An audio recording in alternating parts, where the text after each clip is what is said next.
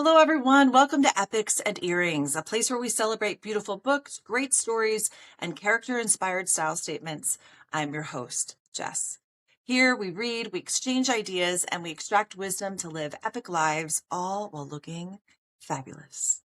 Wow, what a week. Deep in the heart of winter here, I had a full week of sick kids passing viruses down like a germy game of telephone. Then a wintry mix that no one could actually enjoy and no one asked for hit us on Thursday and blessed us with the oh so beloved by all parents Flexible Instructional Day, which we call FID. And I could think of some other words FID could stand for, which I will not use here. The day I get to play IT support and glorify butler to all my children simultaneously while they learn remotely. But we had some sick children, so we mostly called off. Now, I have to be honest, I was thankful it was a wintry mix this time because there was no added pressure of getting all the winter gear ready for sledding and playing in the snow, after which everyone comes in dripping wet and usually someone's crying and cold and begging for hot chocolate right away. As many memories as we make doing that, some days, no thank you.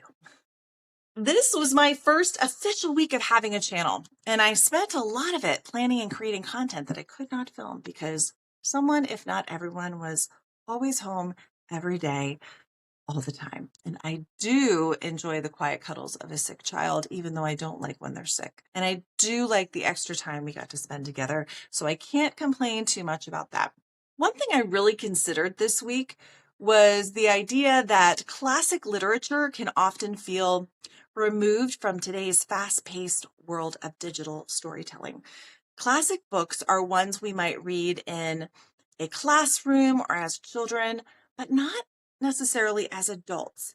And yet classic literature in all genres actually has a lot of staying power. If it's that good to be remembered and beloved among the many, many books throughout history, chances are that while it is written to share a story that might have historical context, themes and personalities and agendas and emotions still resonate because they are human.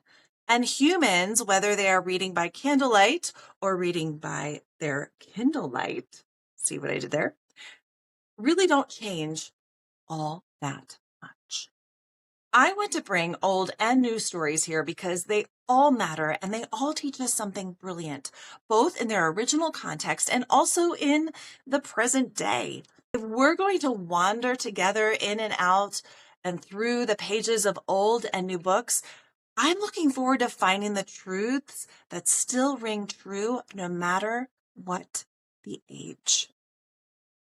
With no further ado, I am thrilled to announce the grand opening of Epic Reads, which is my channel's portal to upcoming book reviews, recaps, and analysis. This is a digital space where the Epics and Earrings Book Club meets to discuss beautiful books and great stories. Now, while the actual bookshop is one in my imagination, I want you to picture the bookshop of your dreams. What does it look like? What sorts of books fill its shelves? Where are you seated? And what delicious beverage are you sipping? Books are passages to our imagination. I don't think anyone uses their imagination like they used to, but adults have always had some mental obstacles to an imaginary world. It's okay to picture a space where you are greeted with beauty, comfort, and your favorite things. And I hope this can be that space for you. There are so many books in the world that even one corner bookstore can feel exhilarating and even a bit overwhelming. Maybe it's a gift that the books here choose us. And in a way, this book did choose me, and so it chose us. And thus begins the treasure hunt with our first epic read. So, drum roll please, which I cannot do. Yep, can't do drum roll. Drum roll, please. Our first book will be Northanger Abbey by the incomparable Jane Austen.